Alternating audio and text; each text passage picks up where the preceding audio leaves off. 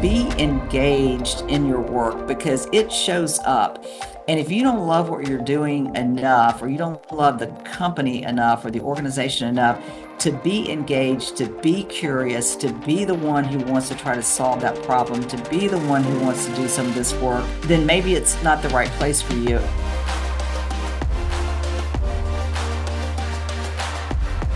Welcome to Leading with Relevance. This is our 10th episode, and it's a podcast series featuring what I like to say is some of today's most prominent leaders. And they're people that are generally busting through the status quo, impacting companies and communities. My goal is to interview and highlight personal, professional journeys of each leader and learn about their whys. And for listeners, practical insights you can apply to your pathways. I'm Tino Mantella, loving the opportunity to talk to leaders, and I'm learning every time I do a podcast. The podcast runs about 20 minutes, but just like 60 minutes, some of you watch, we have something called Relevant Overtime, so you can actually pick up more of it on our website, relevance.com. So today I have the great pleasure to interview my friend, Hala Moddelmog, who I've known a number of years back, Hala, from the days you were in the Chamber of Commerce. And so let me talk a little bit about Hala before we bring her on. Today, she's the CEO of Woodruff Arts Center, and that's been since September of 2020. She also serves on two public company boards.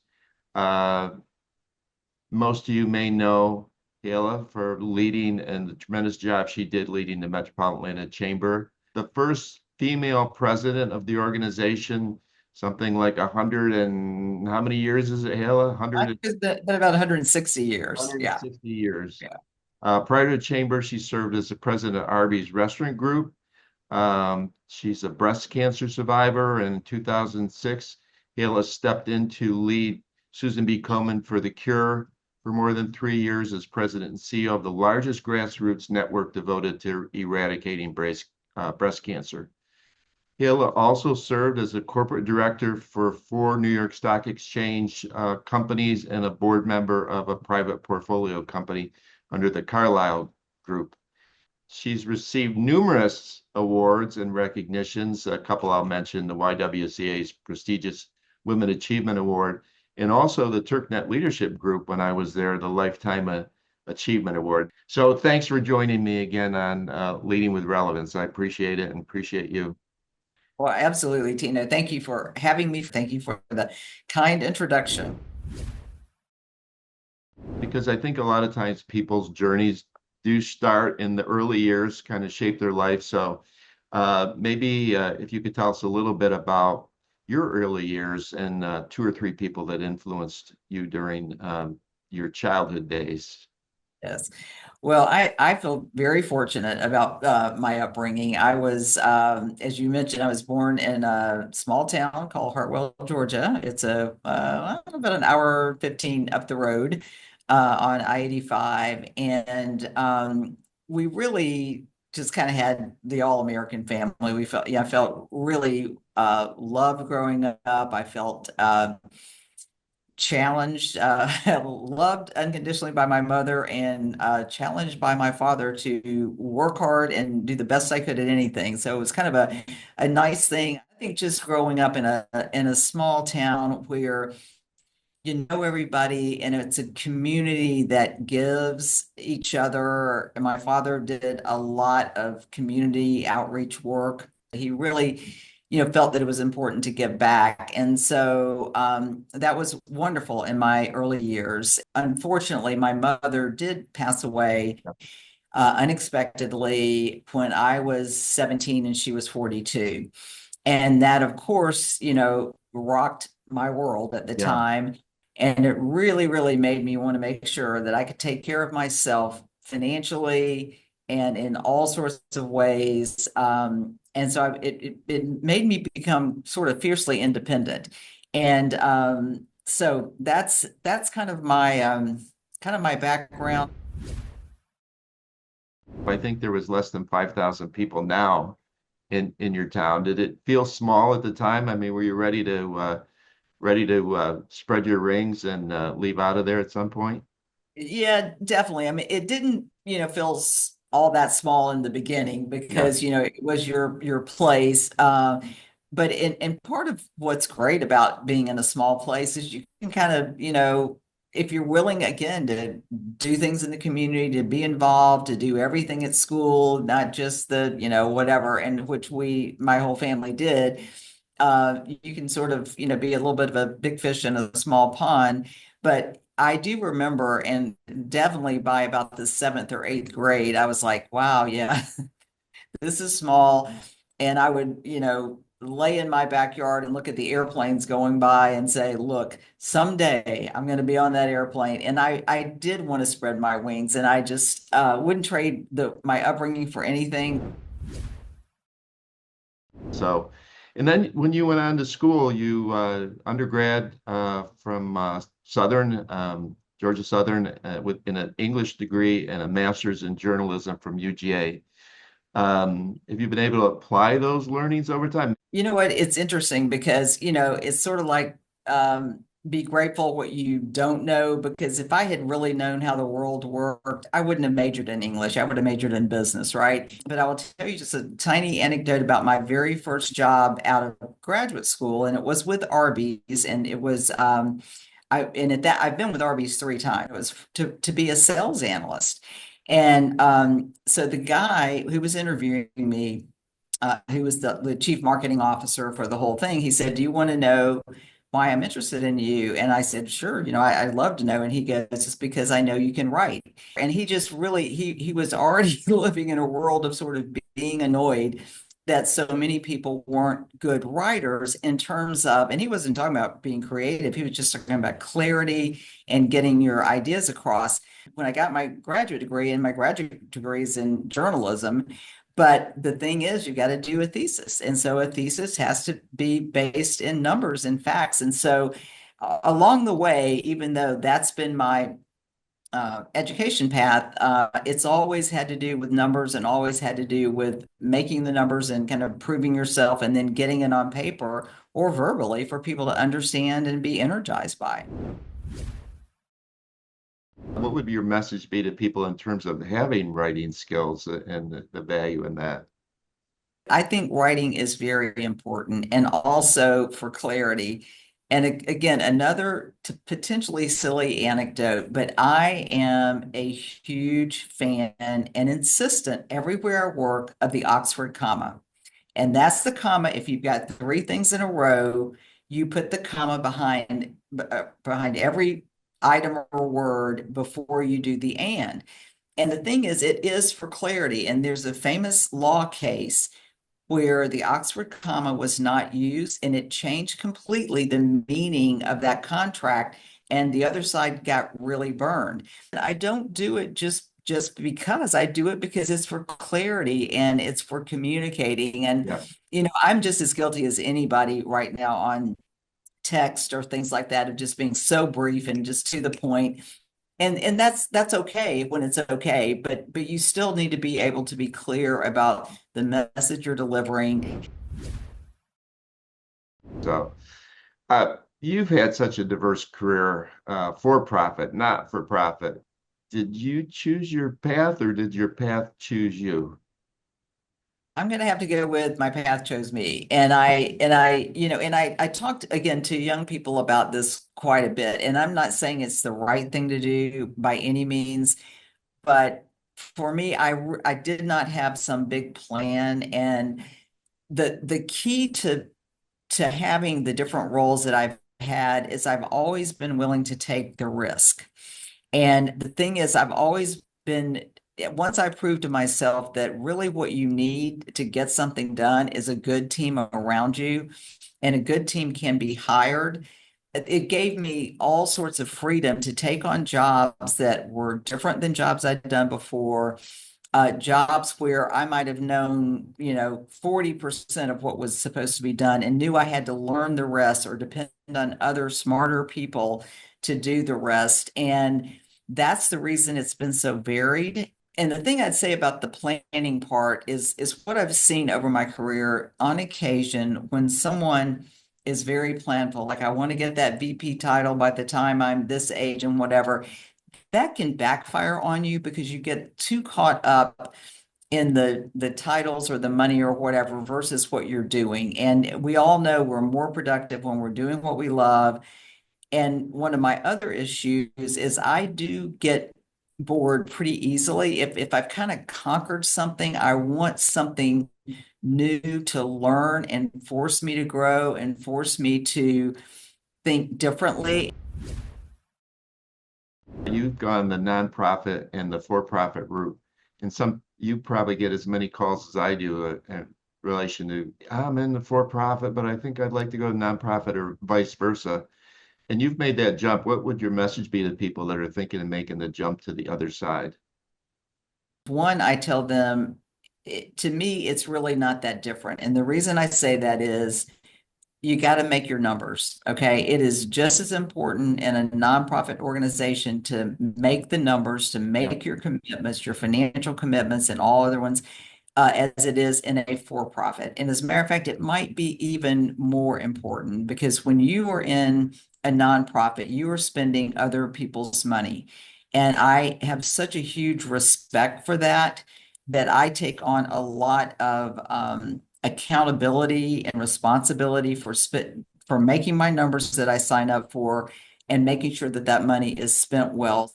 And sometimes in the for-profit world, and it really depends a lot on the culture and the company that you're with, et cetera, it's more difficult to, to nail your mission and your why.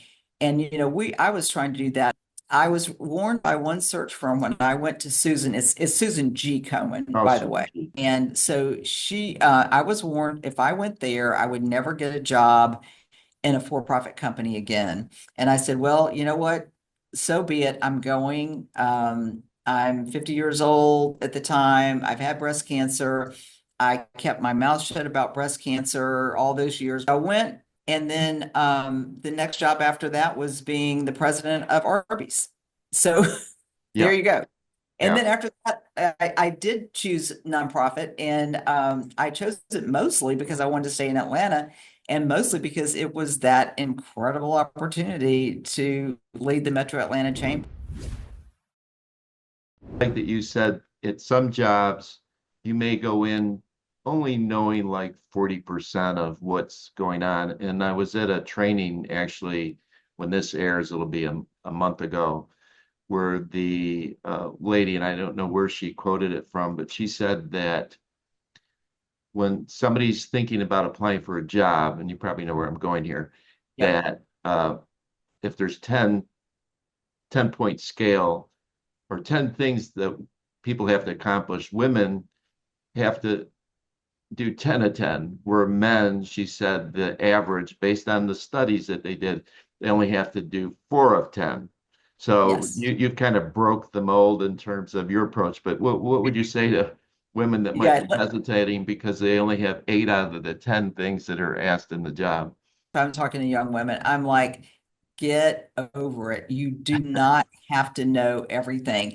And one of the things that I use as a really stark example is when I became the president of Church's Chicken. My background at that point had been marketing and strategy, right? Yeah. And back in those days, that long ago, you didn't get the leadership job if you were marketing. You got it if you were finance or operations. So it was just as big a deal that I was the first woman to lead a fast food chain I was a marketing person. I could go on and on with what I didn't know, Right. but there is no way I would have said no to that job. For me, it's like I really don't want women to, especially women, to miss opportunities because they don't understand that they can figure it out and the resources are there for them. And you just got to have the nerve to do it.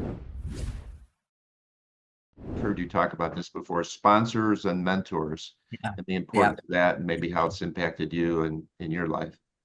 Yeah, I think we all know this by now that mentors are great and it's a really wonderful thing to do, but people need sponsors. They need someone who is higher up or at least very well respected in an organization to be willing to stick their neck out for you to say, yeah, listen, watch this person. They're going to be great.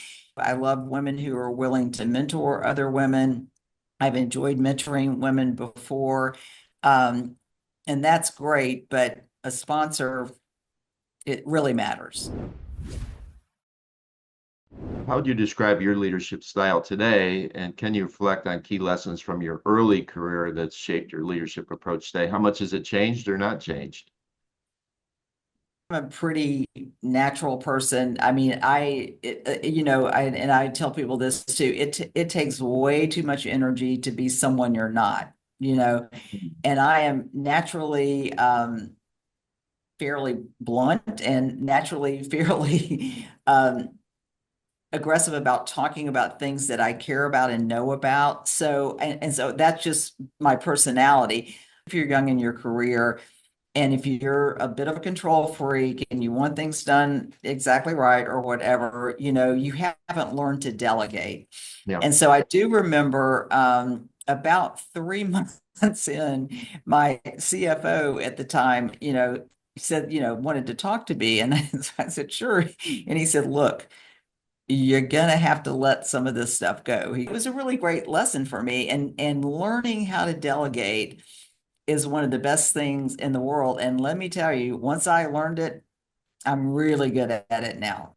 Well, would you say too that probably in the past there was a more an acceptance of like a command and control style, and now it's more of a servant leader style, or Command and control is really at the end of the day no fun for anybody. And it's, and the other thing is maybe if I don't know if they would call it demanding or not, but I'm also, and not because I'm trying, it's just the way I feel about the people here. I also care deeply about each of them.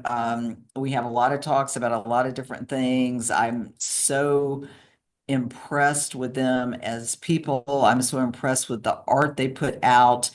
And so you can ask for a lot of work and great work and still be a servant leader.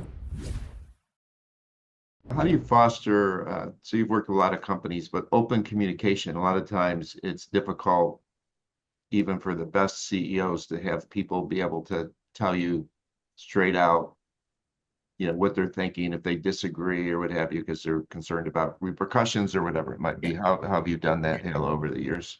Part of it, I think, is just, again, being a friendly, open person, and being, the proverbial vulnerable in this sense. They know I get really excited about some things. But they know that I will listen if they have a different viewpoint. And Yeah. believe me, again, it's back to the reason I felt like I could take these jobs with not knowing everything. I know that there are people who are smarter than I am who are working with me, and I will always hire that way. And then, if nothing else, there are people who are smarter than I in certain areas, finance, general counsel, etc. And I need their input. And they know that I might push back because I might be, so invested or whatever, but they're not going to leave me hanging.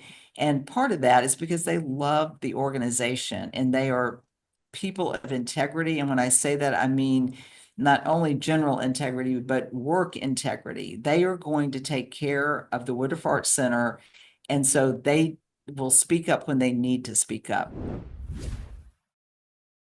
You've had such an amazing career and you still have a career, but can you point a couple things that you're most proud of?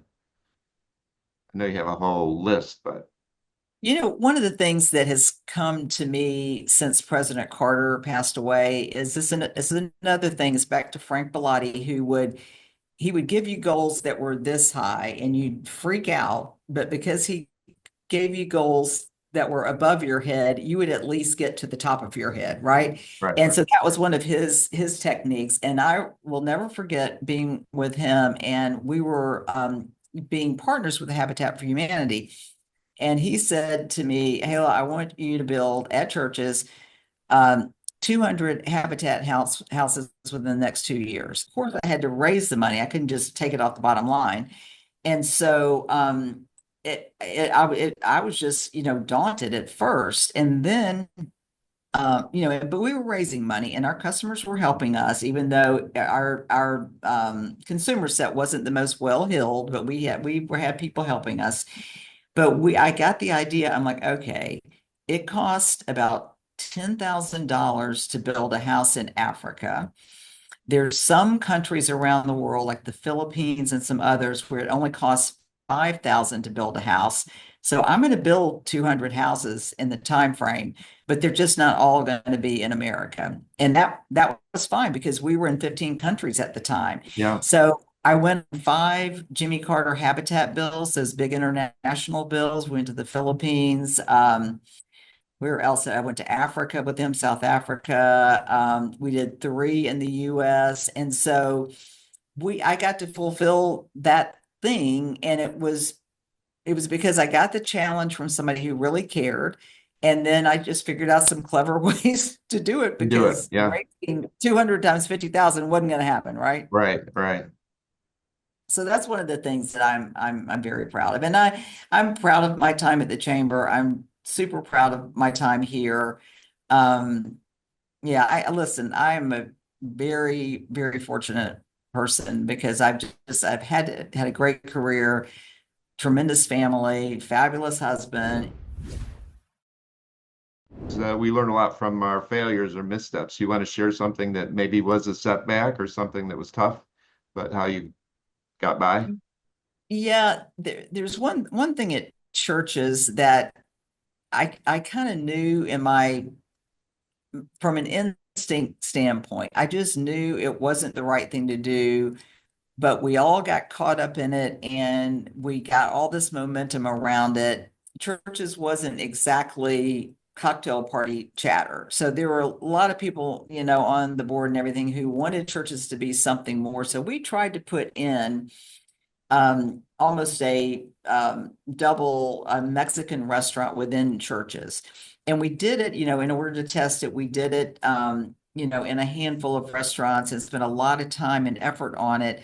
And it didn't work. And the thing is, I never was 100% there, but not trusting my instinct is when things get me in trouble.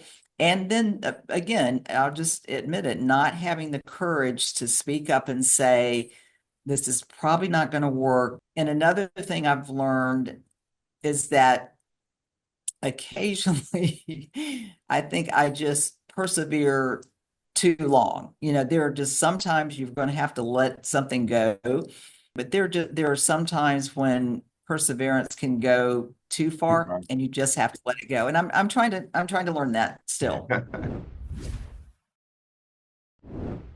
So the workforce is changing. Assuming you have a lot of Zs and the millennials, the alphas are coming. There's all the different populations. But what would you say like now in the workforce in terms of what the younger people want? Is it different than what, past generations? Yes, we do. And I think I have to be honest and say, it is different. When millennials first came on the scene, everybody's like, "Oh my God, this new millennial group," Yeah. or whatever. But here's what I've found about that particular group that I really admire, at least the ones that I know. They're going to work hard. They care about what they're doing. They care about their jobs. They care about making a difference, but they are not going to not take a vacation. They're not going to not be with their children.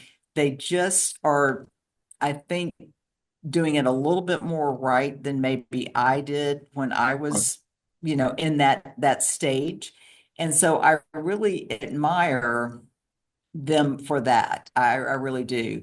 I feel for Gen Z. I really feel for those individuals who didn't get to have a normal college life or high school life because of COVID. I feel for them that they've grown up with the screen piece and with the screen piece before everybody started freaking out about it. I feel for them. So these two generations have had it a little bit tough, and I Yeah. have empathy for that. Yeah. So at 45, you were diagnosed with stage 2 breast cancer, and I read that you discovered it in a self-exam, as my Right. daughter, you and I have talked about this before, did Yeah. as Yeah. well. Went through chemo and much more. So, message about health to women, or how people need to, how you did that, because that was probably, I'm assuming, life-saving that you found it relatively early. My message to women and men and anybody Yeah. be proactive. Look, there are tests, there are things that you're recommended to do, and many of us, and I had been guilty myself, skip those things to really take care of ourselves. And look, and it's a cliche, but a cliche for a reason. If you don't have your health, you don't have anything, because you can't be productive at work. The other message I have about healthcare is if you have something that you need to be in the healthcare system about, you really need to advocate for yourself, because healthcare professionals are very busy. They have a lot of patients, and they have and it can be very complex, especially if you have something that has chemo over here, radiation over there, surgery here, a follow-up surgery there. It's just a lot. And to get those things, to advocate for yourself from a health perspective and even the timing perspective, and if you can't do it yourself, get somebody to go with you and be there with you. So, what's in store at Woodruff? And so you're also responsible for the Alliance side. How does that work? Well, Yeah, we're one 501(c)(3 at right. Woodruff, which is wonderful. And we have three incredible art partners. I mean, it's the High Museum of Art, the Right. Atlanta Symphony Orchestra, and the Alliance Theater. Okay. And we are the third largest in the country in terms of a performing arts center. And we're the only ones in the country that have two performing arts and a visual arts on the same campus. So we're pretty unique and pretty Yeah. well known around the country. We're working on a lot of things here that are exciting, and the art is exquisite. I mean, look, this job is this job is easy in one way, and that way is that all three of these art partners have, again, exquisite art. They have exquisite talent. They know what they're doing. That is not my job. My job is to try to run the operations piece of this, the shared services like finance, accounting, IT, and try to raise money so that they get to do more art. So more money, more mission, more money. And that's kind of the circle that I'm trying to be responsible for this group. How is AI playing into this, Hala? I've heard different parts of it. Yeah, it's really exactly as you describe. I think it's got the good and the bad in terms of art, because there are people, and I don't blame them all around the writing piece and the things that could be, taken away from real human beings. So I certainly understand that. At the same time, we'll be doing some, extraordinary exhibit at the highs coming up, and that has quantum computing producing some of the algorithms that make the art. So that's like, wow, and it's Yeah. extraordinary. So you've got, from the we don't want to hurt our artists all the way to there's AI's making art. I mean, forget AI, quantum computing. Yeah. And then yeah, and Someone that's deeply involved with mentoring future leaders, what advice would you give them if you had one thing to give them in terms of if they're starting out in their careers? I just say to them, be highly engaged in what you're doing. And I don't know if you've seen this over the years, Tino, but and there's always a bell curve on everything, and people are different. What I tell everybody is be engaged in your work, because it shows up. And And if you don't love what you're doing enough, or you don't love the company enough or the organization enough to be engaged, to be curious, to be the one who wants to try to solve that problem, to be the one who wants to do some of this work, then maybe it's not the right place for you. Yeah. Yeah. Well, Hala, as always, thanks for joining me on Leading with Relevance. You're someone I've always admired from Oh, afar, and when we get together, it's all special. So, thank you.